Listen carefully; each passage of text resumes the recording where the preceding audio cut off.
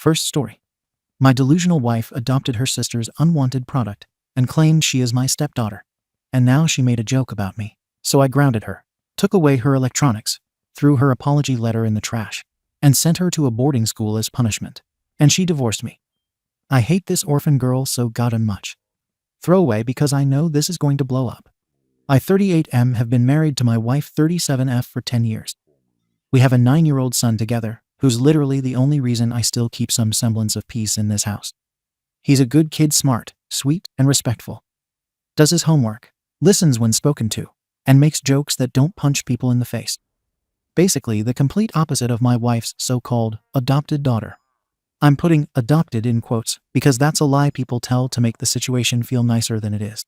She's not really our daughter. She's my wife's niece 16F. Her biological parents, my wife's sister, and deadbeat brother-in-law, dropped her on our doorstep 3 years ago and disappeared. Literally. The mom skipped off with a new guy, and the dad vanished. No contact. No support. No effort.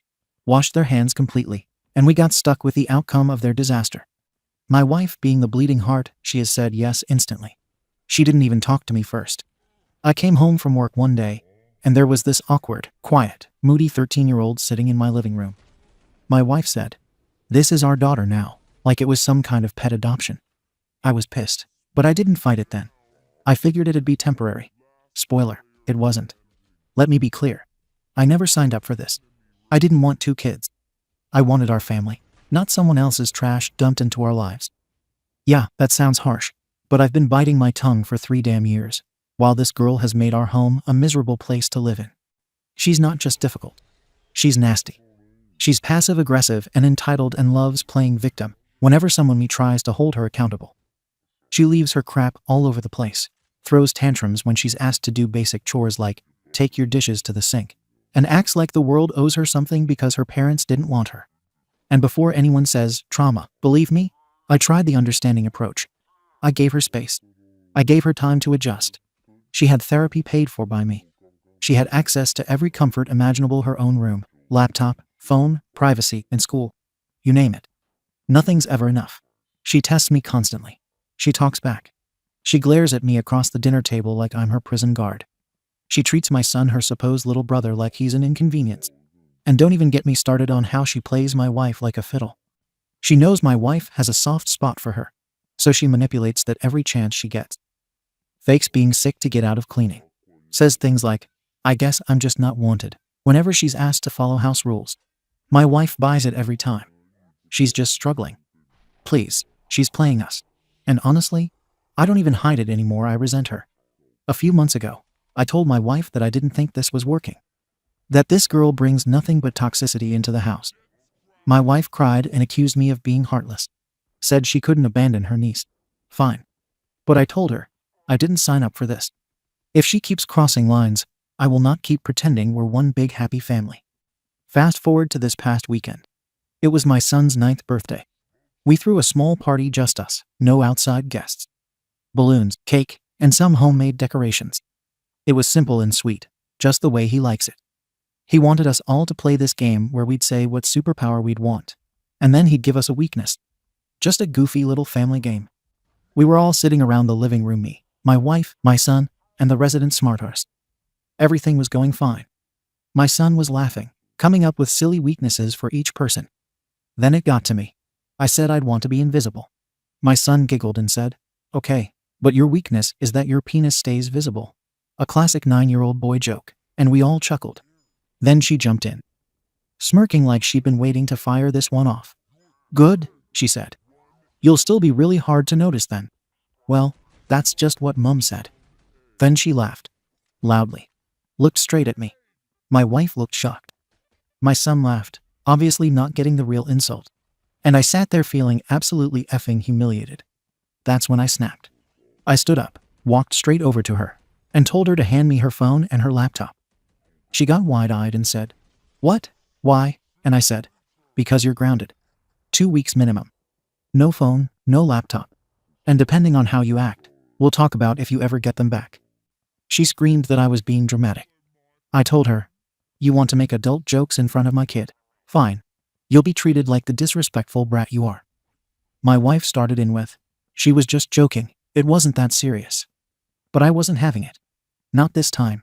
Not again. I reminded them both of how many chances I've given her. How I've let things slide for years.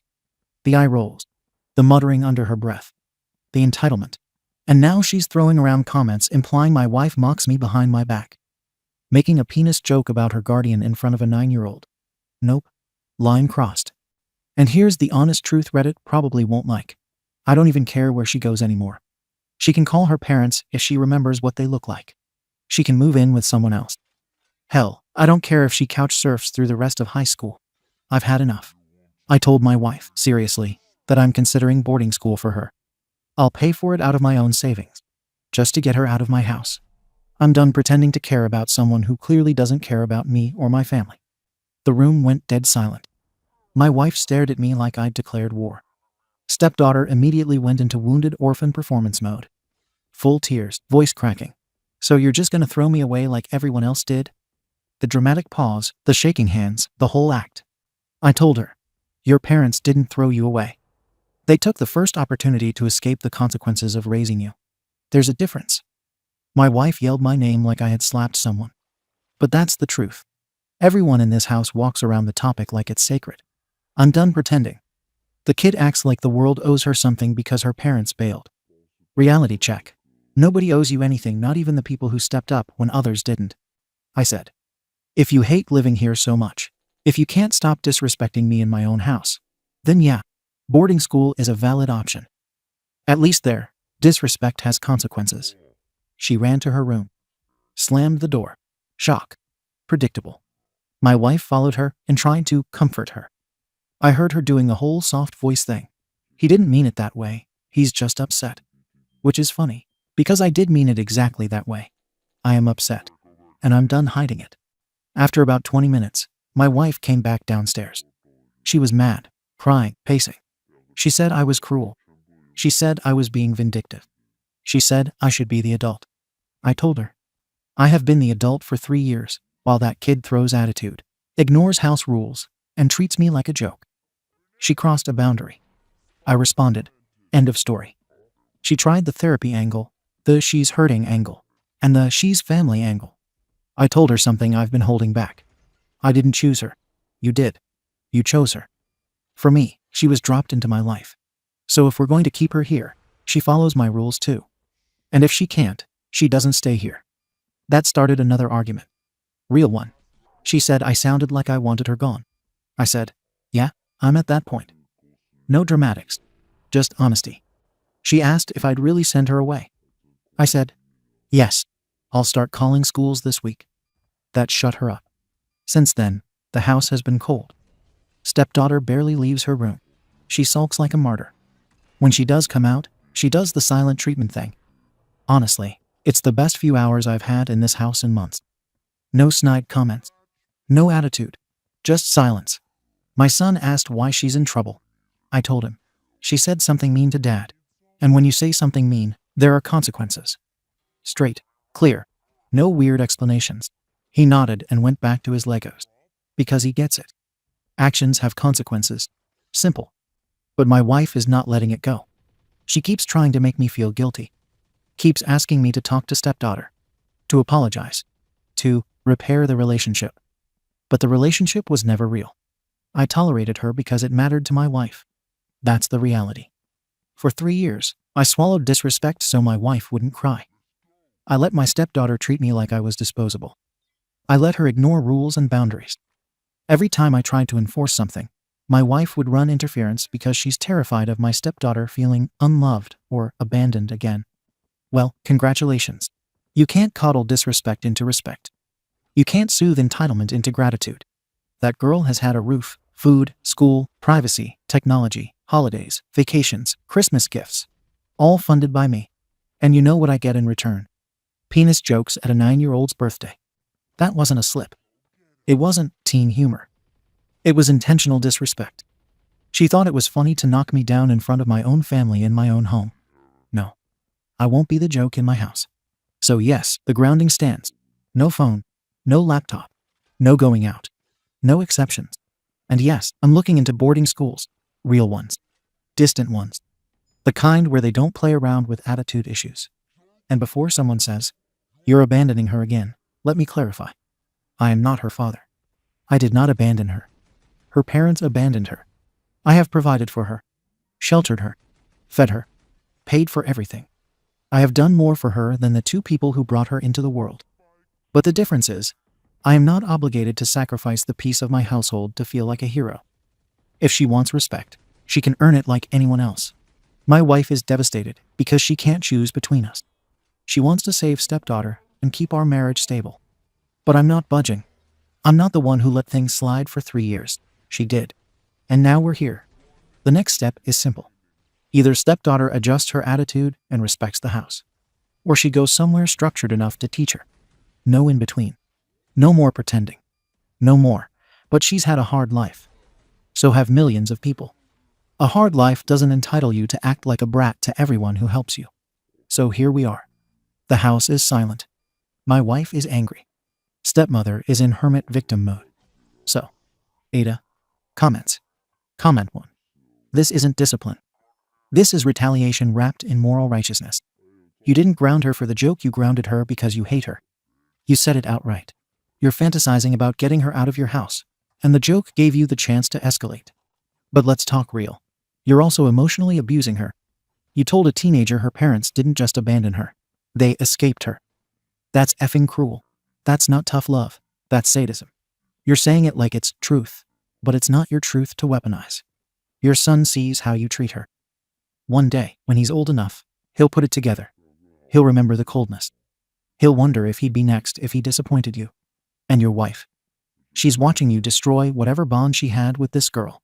And eventually she'll resent you more than she fears losing you. Yes, she crossed a line. But you've been dancing on the edge of it for years. Comment 2. Got him. This is a war zone disguised as a family. Everyone here is a mess. Yeah, the girl crossed a line with that joke, I'll give you that. But you're not just setting boundaries. You're straight up venting years of built-up resentment on a teenager. You don't even hide it. You've been waiting for an excuse to go nuclear, and she handed it to you. Your wife sucks for dropping this girl into your life without a convo. But you said yes, whether verbally or silently, so you don't get to pretend you were drafted. You've resented this kid since day one, and she knows it. You talk about her like a roach infestation you didn't ask for. That's not hidden, no matter how civil you try to sound. And honestly, that girl is screwed either way. Her bio parents ditched her. Her aunt resents her. You actively hate her. She acts out because she knows she doesn't belong anywhere. You're not wrong to want peace in your home. But don't pretend you're giving her a chance when you already clocked out emotionally 3 years ago. Comment 3. You are the arsehole. Let me break it down. You say this girl is manipulative, entitled, and cruel. Maybe she is. Maybe she isn't. But from your post, it's crystal clear that you wanted her to fail. You wanted a reason to justify the way you've always felt about her. And now that she gave you one, you're blowing it up like you finally won a years-long war. You're obsessed with showing Reddit that you're not wrong. But you are. Not for being mad at the joke, sure. That crossed a line, but for the underlying poison in how you think about her. You don't ground people out of anger. You punish to teach. But you're not trying to teach her anything. You're trying to push her out of your life permanently and sleep better while doing it. And boarding school, conveniently wrapped as an opportunity, when we both know it's a long-distance eviction. You can't even pretend anymore. You want her gone. Her presence inconveniences your perfect nuclear family fantasy. And this joke gave you a power play. Your wife is stuck trying to be a mother to someone who got dealt a SHTTY hand, and a wife to someone who made it clear from day one he was only ever tolerating the niece. You're not a hero for snapping after years of resentment. You're just someone who let bitterness rot everything around them. Update. So I read the comments. Predictable mix. Some people called me heartless. Others said I was finally setting a boundary. And a lot of you armchair parented your way through trauma theory and blended family dynamics like this as some Dr. Phil special. I figured I'd update since things have progressed. She ran away. Not permanently. Just for 36 hours. We found out later she went to some friend's house. She left around 11 p.m. the night after the birthday thing. My wife was hysterical by morning when we realized she was gone. My wife accused me of being emotionally detached. No, I'm just used to her dramatics. She knows how to manipulate the room. This time she escalated it to force some kind of apology out of me. Didn't work. When we got the text from the friend's mom saying she was safe, but upset about the situation, My wife wanted me to go with her to pick her up. I told her flatly, "You picked her. You go." I wasn't going to show up and feed the narrative that I somehow wronged this girl by reacting to her disrespect. She came home looking smug. No apology. No remorse. Just that bratty, fake calm demeanor like she thought she'd proven a point. She dropped her bag by the door, walked to her room, and shut the door without a word. My wife gave me a dirty look like I should have hugged her or welcomed her back. I didn't even move. Later that night, my wife sat me down and tried again. Maybe this is a turning point for her. Maybe we can use this moment to reconnect. I cut her off. If she were ready to apologize, she would have. She's not sorry. She's just embarrassed her plan didn't work. The next day, I got the apology. Kind of. She left a folded paper on the counter. Just said, "Sorry for what I said at the party. It was dumb. I was mad. I'll do better. Can I have my stuff back?" No mention of why it was dumb. No mention of me, or the actual comment, or the fact that it was said in front of a child. Just generic, emotionless lines followed by a request to get her phone and laptop back. I tossed it in the trash. Later, when she asked if I read it, I told her, "If you want to talk, talk. I don't do notes like this in middle school."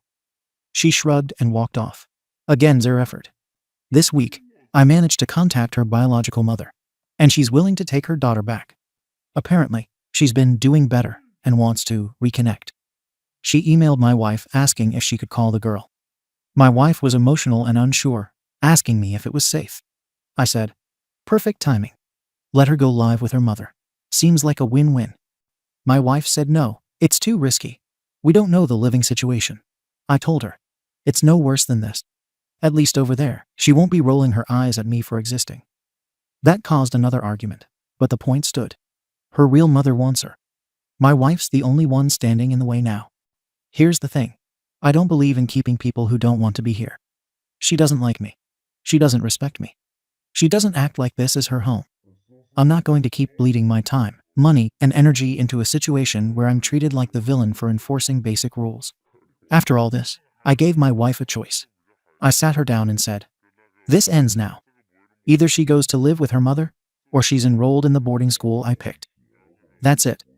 No third option. No more compromises. I can't live like this." My wife asked what kind of place it was. I showed her the school. Clean, structured, good academics, therapy programs, extracurriculars. Not a boot camp. Not some Dickensian punishment dungeon. Just a strict, private boarding school that actually specializes in kids with behavioral issues. I told her, it's not a prison. It's an opportunity.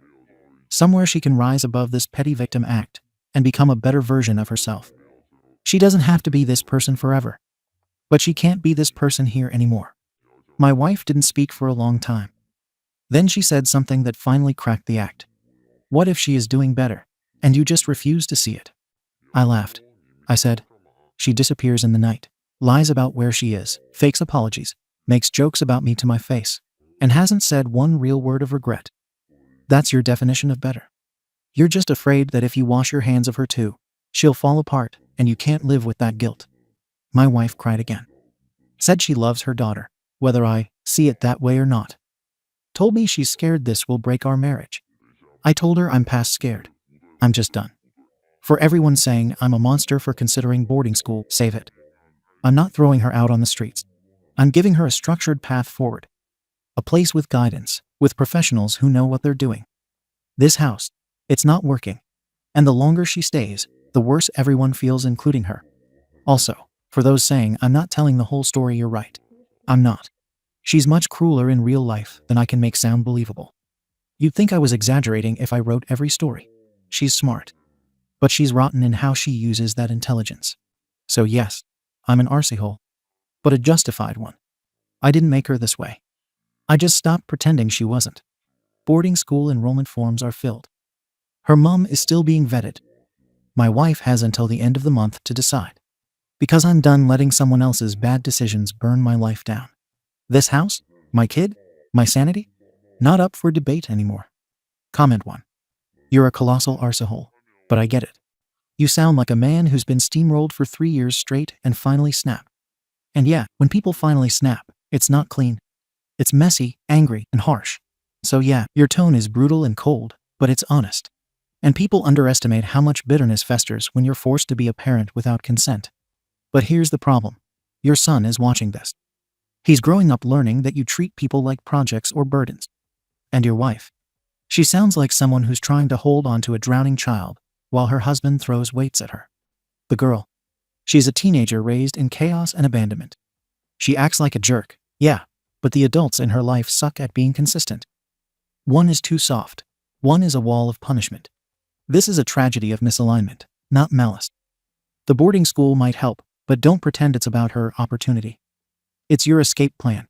Be real about that. And if it gives you peace, fine. But don't pretend you're a noble hero for doing it. You're just choosing your peace over her chaos. Which, to be honest, is fair. Comment 2. I was a stepkid in a house like this. You don't need to like every kid you live with, especially when they come in already full of resentment and superiority. Your wife is forcing this kid on you without a conversation. Instant loss of respect. What everyone in the comments is missing is that this girl never wanted to be part of the family. She's not just a troubled teen. She's manipulative, disrespectful, and calculated. The invisible DCK joke was disgusting. You don't say that to any adult in the house, let alone the guy feeding you. People keep acting like 16 is the same as 6. No. At 16, you know damn well what humiliation is, and you know when you're twisting the knife. Sending her to boarding school is mercy. At least she gets food, structure, education, and therapy. If she were a boy saying that kind of thing to a stepmom, people would be screaming abuse. Double standards much. Hold the line, OP. You didn't abandon her. Her parents did. You're just finally telling the truth out loud. Comment 3. Holy hell, dude. You didn't just post this, you proudly posted this like you were expecting a effing medal. You sound like a goddamn cartoon villain. She's a 16-year-old girl who got abandoned by her parents and dumped into a house where the adult man resents her for existing. And you, the grown arse man in the house, respond to a dumb teenage joke by threatening to send her away like you're exiling a war criminal. Are you effing serious? You act like this girl murdered your dog when she made a snarky comment. Let's be real. You didn't snap. You waited for an excuse to unload everything you've been suppressing. And the second she gave you the tiniest opening, you went nuclear. You wanted her gone long before that party. Boarding school isn't an opportunity when it's clearly just your way of saying, get the F out of my house. Stop pretending this is about her behavior. You just want your easy life back. YTA to the bone. Update. Well, it's done. My wife filed for divorce. And I want to make something clear before anyone starts cheering or pretending this is some empowering, you go girl moment. I didn't want this. I never wanted it to go this far. I never wanted to break up my son's home, or drag lawyers into our life, or drop a nuke on 10 years of marriage. I wanted peace in my own house. That's all. But she made her decision. She chose her niece over her marriage, over her son, and over stability. After the last argument, she didn't respond immediately. She just left the room and went quiet for 2 days. Bare minimum interaction. Cold shoulders, silent meals, sleeping in the guest room. I could tell she was trying to pressure me into backing down, expecting I'd come crawling with an apology and a new compromise. I didn't. I stood on what I said. I will not live with that girl in this house anymore. On the 3rd day, she packed herself and the girl. No conversation. No explanation. Just bags, keys, and my son crying because he didn't understand what was happening. She walked out the door and went to her mother's house. I thought it was temporary, like she just needed to cool off. 2 days later, I was served divorce papers. Irreconcilable differences. That's the phrase on the paperwork. Translation: she would rather blow our family up than admit the girl is a problem. Since people in the comments love calling me a monster, let me break down what's actually happened since she left. 1. She has no job. She hasn't worked in years. I have been the sole provider for this house. Rent, groceries, utilities, therapy bills, clothes, school costs, everything came out of my paycheck, while she stayed home. She is now looking for work with 0 recent employment history and 2 children to care for, one of whom is deeply unstable and constantly in conflict. This is not a she'll figure it out situation. She is drowning already. 2. She took our son into a situation where she has no legal or financial foundation. Our son is used to private school stability, predictable home routines, one-on-one attention, and a structured household. Now he's in a cramped house with 3 adults and a teenage powder keg who resents him just as much as she resented me. And no one there has the time to help him with homework, or give him space. He's miserable. He tells me that when we talk. He started stuttering again, something he hadn't done since he was 5. That alone should tell you everything. 3. Yes, I did a paternity test. Everyone is going to get smug about this, so let's get ahead of it. When a woman chooses someone who is not her child over her husband and her actual son, when she sides with a girl who has done nothing but disrupt and poison the house, when she has zero empathy for her own kid crying as she packs bags, yeah, it makes a man think. I needed to know my son was mine. I won't apologize for that. I did the test quietly. The results came back. He is mine. Some of you will say, how could you doubt her? Walk in my shoes and tell me you wouldn't. Trust is not a magical fountain. It runs out. 4. I tried talking to her before anything hit court. I approached her calmly. I told her she's not thinking long term. I told her she cannot afford 2 kids alone. She has no income. She's burning through savings already. The niece is not her responsibility, legally or financially. Our son is the one truly affected here, not me, not her niece. I tried to reason. Yes, I used a softer tone. Yes, I acknowledged parts I could have handled differently. I even said I wish we had gone to therapy earlier, not for the girl, but for us. None of it mattered. She had already cast me as the villain and herself as the martyr. She kept repeating, I love her. I'm not abandoning her the way everyone else did. She thinks she's doing something noble. She thinks she's saving this girl. But here's what she's actually doing. She is abandoning her marriage. She is destabilizing her son's life. She is placing loyalty above reality. She thinks pain equals love. She is wrong. 5. My son knows. He's 9, not stupid. He asked me directly, is she choosing her? I told him the truth in a way he could understand. She is taking care of her right now. I am fighting for you. He hugged me and cried. That's what this situation really looks like. Not inspirational. Not heroic. Just pain. People here said I should show empathy for the girl. Let me be absolutely clear. I don't hate her. I just can't live with her. She is manipulative. She is vindictive. She is emotionally volatile. She targets people who don't bend to her. She and I are a chemical reaction that destroys the house. That's not hate. That's reality. So here I am. The house is half empty. My son splits time with me. Wife is trying to rebuild a life she cannot support. The niece is the reason all of this cracked open. And before some of you start chest beating in triumph like you got me. Yes, I know I'm an arsehole. I've said it every step of the way. But don't pretend you'd sit there smiling while someone disrespected you daily in your own home for 3 years. Don't pretend you'd raise a kid you didn't choose without resentment when your feelings were dismissed every time you brought it up. Don't pretend you'd stay silent while your spouse repeatedly prioritized someone else's child over your son. I didn't want this outcome. But I sure as hell wasn't going to let myself get erased in my own house. She filed. She walked. She chose. That's the truth. Comments. Comment 1. You effing cold prick. You said, I didn't want this. Yes, you did. You've been working towards this outcome since the girl moved in. Everything about your narrative screams deliberate sabotage. You didn't try to bond. You didn't try to integrate her. You didn't try therapy. You didn't try to compromise. You didn't try patience. You waited. You waited for one slip so you could justify everything you already wanted to do. You talk about that girl like she's some parasite. She was a kid abandoned by her parents and thrown into a house where the man in charge resented her existence. You think she didn't feel that? And now your son is crying, your wife is gone, your house is empty, and your big takeaway is, everyone else just didn't understand how right I was. No, dude. You lost your family because you refused to share your home. There's your legacy. Comment 2. Let me translate your entire post. I hated this girl from day one because she wasn't mine. I held that resentment close to my chest for years. I never emotionally invested, never tried to build trust, and never tried to understand her trauma. And now I'm shocked Pikachu face that she doesn't love or respect me. That's literally it. The joke at the party wasn't the issue. The joke was the excuse you've been drooling for, because you were itching for a moral reason to finally blow the whole thing up. And then you have the audacity to whine that your wife filed for divorce.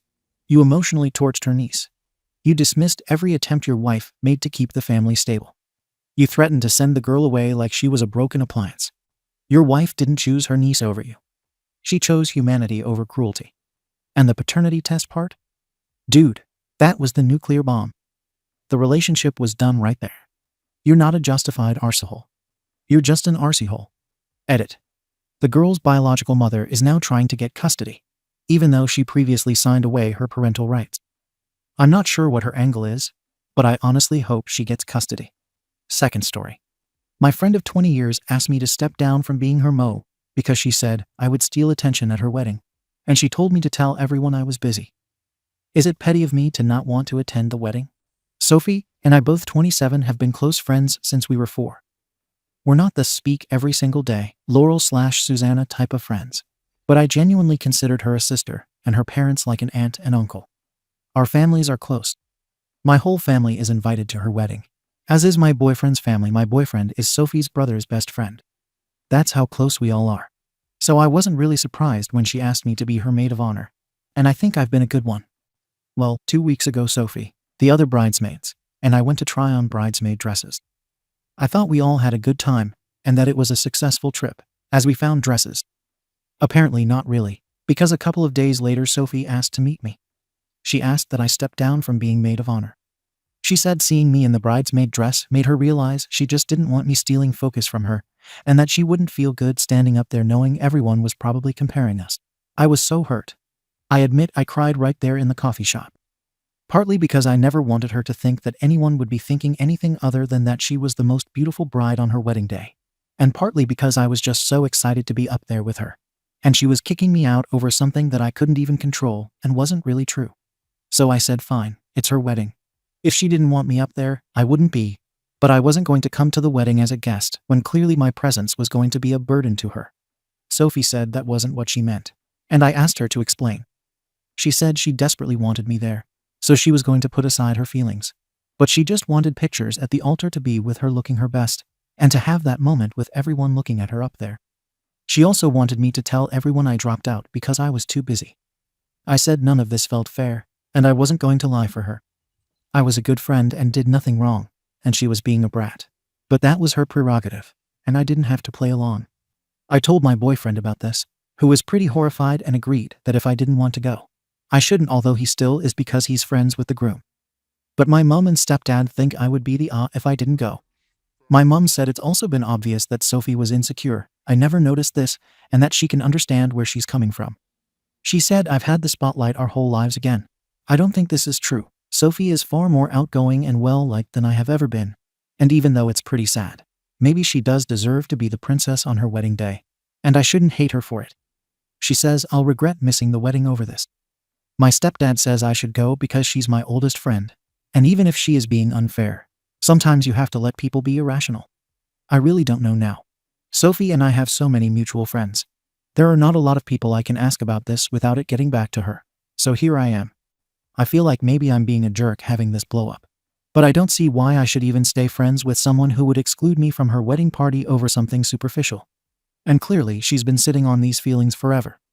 Not to mention I already paid for her whole bachelorette party and the bridesmaid dress and contributed to the cost of her wedding jewelry. And now I just feel used. So am I being a petty owl by refusing to go? Comments. Comment 1. I've dumped friends for a lot less. NTA. Comment 2. I love how people seem to think you will regret not going, and not that she should regret her SHTTY behavior, throwing away your friendship because she's jealous of you. I wouldn't go to a wedding where the bride appointed me maid of honor, let me pay for all the stuff related to that, and then kicked me out of the bridal party for any reason. But hers is particularly pathetic. I think most of my friends are hotter than me, but I'm not a pathetic baby, so it's fine. NTA. Comment 3. NTA. I'm probably a 6-7 depending on your type, and all of my bridesmaids mo are 7-9 depending on your type. I wanted them all up there with me and wanted them all to look their best and be comfortable. I had colors for them to match. But they chose their own dresses, as I wanted them to pick something they felt suited them. I looked my best. They looked their best. Some people, like the people who love me, probably thought I was the most beautiful woman up there. Other people probably thought one of the others was. It literally never occurred to me to worry about that. And I'm pretty effing self-conscious, and was more so back then. OP. Yeah, I have 2 friends I think are way prettier than me. I'll still ask them to be my bridesmaids. I'm already taken. Why would I care on my wedding day? Comment 4. NTA. And you don't need to attend. Not attending won't necessarily kill the relationship, because it depends on how she handles it. I would reach out to her one more time, though, not to talk about the wedding, but about where this all came from. It's clearly blindsided you, but not your mother. If I were you, I'd want to know why my sister was thinking like this and how it started. And then, hopefully, hug it out. Comment 5. NTA. But I do have a little understanding for what she's feeling, even if her actions are way over the top and awful. I don't know how big the discrepancy is between your looks, but if it's big, there is every chance she's been dealing with this for years. Every time you two go out, you probably get more looks. When guys came to chat flirt, you were probably the first one they focused on. And now she's thinking of her special day and thinking back to all those times she felt invisible next to you and wondering if she was going to be invisible standing up front at her own wedding. So while it was awful for her to ask that, and she shouldn't have asked it, I'd still try to see some way to try to forgive her. Insecurity sucks, and being the invisible friend to the good-looking person isn't fun. So, she did something bad, and you have every right to be upset. But also, friends sometimes screw up, and maybe this is a time to try to have some grace if you can and work to eventually forgive her. Small tangent. While I would never, in a million years, have held it against him or kicked him out of my wedding party for it, I had a friend like that. Incredibly handsome, all the women liked him. Anytime a pretty girl came to talk to me, I could sense what it was about. Hey Big Max, how are you doing? But then after small talk, it was always, so, is your friend dating anyone? Years later, I still feel guilty about the one time I was mean, but I was tired of being the invisible guy. A girl that I had a light crush on came to talk to me, and she said, "Do you know if your friend likes anyone?" And I just said, "Not you," and walked away. It was petty, but hey, I was like 15. OP. It's true that I've always got more male attention people commenting on my looks. I admit that. But in the grand scheme of life, I never felt like that was a big deal. Sophie dated often, while my current boyfriend is my second ever relationship. She has always had more friends, been more popular, and even been better academically. It's not like she's come second to me in everything. Just in this one thing. So I guess I just figured it evened out. Or even that she was winning out of the two of us. The thing is, I probably would forgive her if she ever bothered to apologize. But clearly she still thinks she's in the right here. Comment 6. Look, my best friend is beautiful. Objectively, prettier than me. She always got more male attention. She is one of those people who draws others towards her. And you know what? She was one of my bridesmaids. My sister was Mo, as was hers. It never once crossed my mind that she would look better than me. No one outshines the bride. Comment 7. NTA. Cancel everything that you can to get some money back if possible. This friendship is done. Comment 8. The bride-to-be is a straight-up grifter. She waited until the money was spent and then pulled the rug out. Miss Manners would not approve of the bride's actions. Comment 9.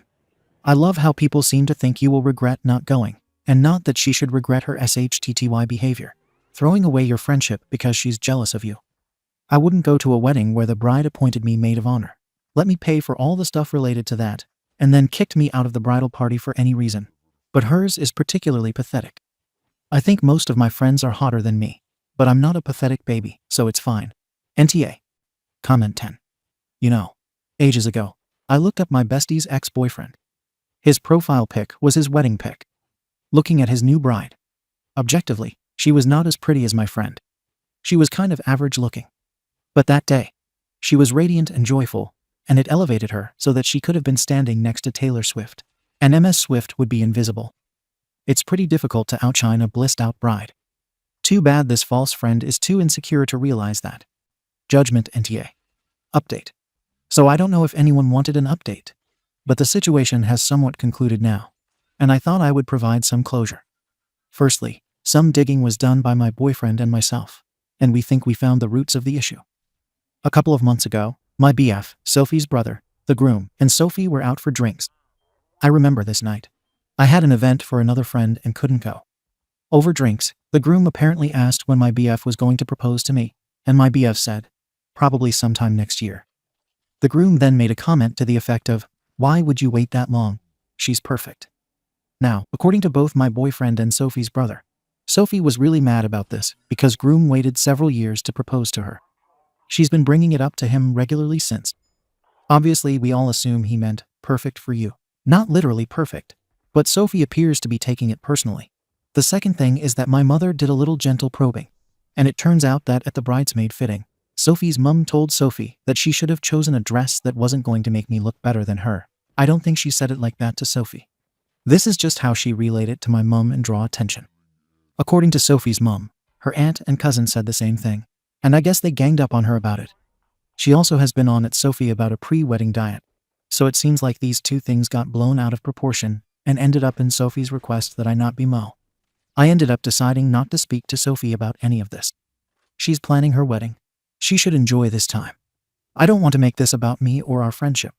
And if I'm being totally honest, I was kind of done with the friendship after the initial conversation. I wanted to know the reasons for my own peace of mind, but the truth is, nothing was going to change the fact that she took her feelings out on me, who only ever wanted to support her. None of these things came from me or had anything to do with me, but she chose to take a wrecking ball to a 20-year friendship rather than confront the people who upset her. I can't wrap my head around that, and I'm not going to try going forward. That being said, I decided to go to the wedding, as my boyfriend's plus one essentially, just for closure to this entire mess. Now that I've calmed down, I really don't feel any particular way about going. I'll eat, I'll drink, I'll clap, and Sophie will just be the wife of my boyfriend's friend from now on, I guess. I haven't told anyone why I'm not Mo. I just said in the group chat that it was for personal reasons, and everyone can speculate. Once the wedding is over, I'll tell our mutual friends the truth, and they can do with that info what they will. Sophie has reached out since to talk, but I sent her a message telling her that I'll be at the wedding as a guest, and that I hope she enjoys this time in her life, and wishing her the best, and haven't been replying to anything else. It surprised me how quickly I've reached the numbness of just not caring anymore, but that's where I'm at. I genuinely wish her the best, but I just have zero interest in being part of her life anymore. I just can't see her or anything about our friendship the same way anymore. So, that's that. I don't really know what else to include. If anyone has anything else to ask that I've missed, feel free to ask. Thank you to everyone who commented. Comments. Comment 1. Yeah, honestly, you handled that perfectly. Super mature move, just stepping back and keeping it classy. She'll realize what she lost eventually, FR. Comment 2. Agreed. No drama. Just disappointment and the cost of Sophie's choice. Well handled. It's a shame, really, but that's not on you. Comment 3. Info. Your initial post ended with you saying that you had already paid for a bunch of stuff because you were Mo. Did she offer to reimburse you for that? Do you think she waited to drop you from Mo until after you spent the money? Good for you for looking out for yourself. OP. She didn't offer, and I didn't ask. I really don't care about the money enough to keep talking to her. I don't think she dropped me when she did because of the money. I do believe it was a coincidence, and she would probably make a plan to pay me back if I bugged her about it. But I paid for those things for someone I loved at the time. I don't want to take away from her experience just because I can. Comment 4.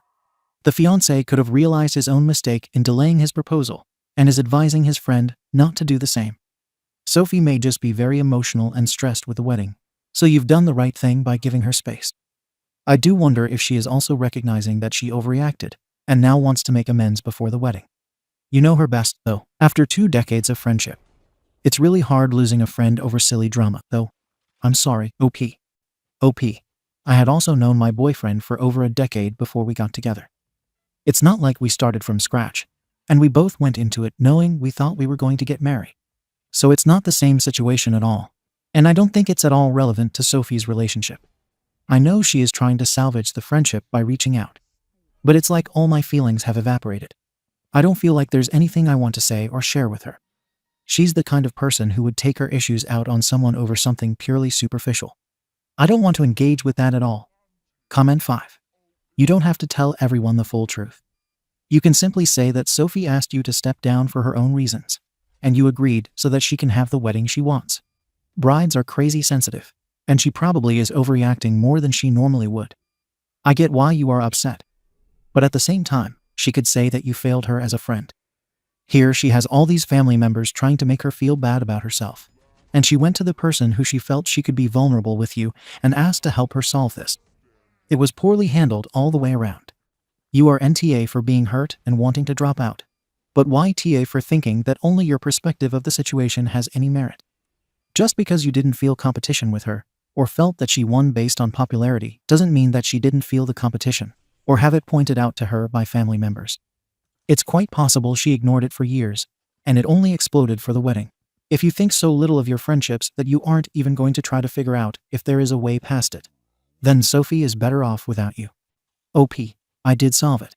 I did what she asked. I didn't want to drop out. She dumped me. Why should I have to stop myself from receiving support from and being honest with my friends because she chose to misdirect her anger?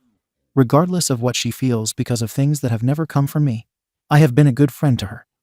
I don't think she is better off without me, but it doesn't matter. But she wasn't thinking of 20 years of friendship when she chose to make everything my fault. So clearly it didn't mean that much to her either. Comment 6. I feel bad for Sophie. Who needs enemies with a family like that? No wonder she feels insecure. Still doesn't excuse her behavior, but it explains it. Thank you for watching the video. If you are interested in listening to these kinds of stories, we've got more in store for you. Simply subscribe to our channel, hit the like button, and share it with your friends.